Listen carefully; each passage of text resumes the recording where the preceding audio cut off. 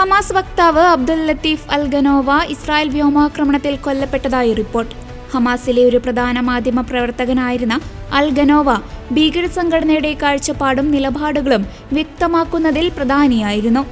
Jabalia പ്രദേശത്തെ ഒരു ടെന്റിലായിരിക്കുമ്പോഴാണ് ഗനോവ കൊല്ലപ്പെട്ടതെന്ന് ഹമാസുമായി ബന്ധമുള്ള അൽ അക്സ ചാനൽ റിപ്പോർട്ട് ചെയ്തു. ആക്രമണത്തിൽ നിരവധി പേർക്ക് പരിക്കേറ്റതായും പ്രാദേശിക മാധ്യമങ്ങൾ റിപ്പോർട്ട് ചെയ്തിട്ടുണ്ട്. മറ്റ് മാധ്യമങ്ങളും അൽ ഗനോവ കൊല്ലപ്പെട്ടതായി സ്ഥിരീകരിച്ചിട്ടുണ്ട്. ഹമാസിലെ ഒരു പ്രധാന മാധ്യമ പ്രവർത്തകനായിരുന്ന അൽ ഗനോവ ഭീകര സംഘടനയുടെ കാഴ്ചപ്പാടും നിലപാടുകളും വ്യക്തമാക്കുന്നതിൽ ശ്രദ്ധ കേന്ദ്രീകരിച്ചിരുന്നു. സംഘർഷം ആരംഭിച്ചതിന് ശേഷം മാസങ്ങളോളം ഇയാൾ ഒളിവിലായിരുന്നു. 2000-ന്റെ തുടക്കത്തിൽ സ്കൂളുകളിൽ പഠിക്കുമ്പോഴാണ് ഇയാൾ ഹമാസിൽ ചേർന്നത്.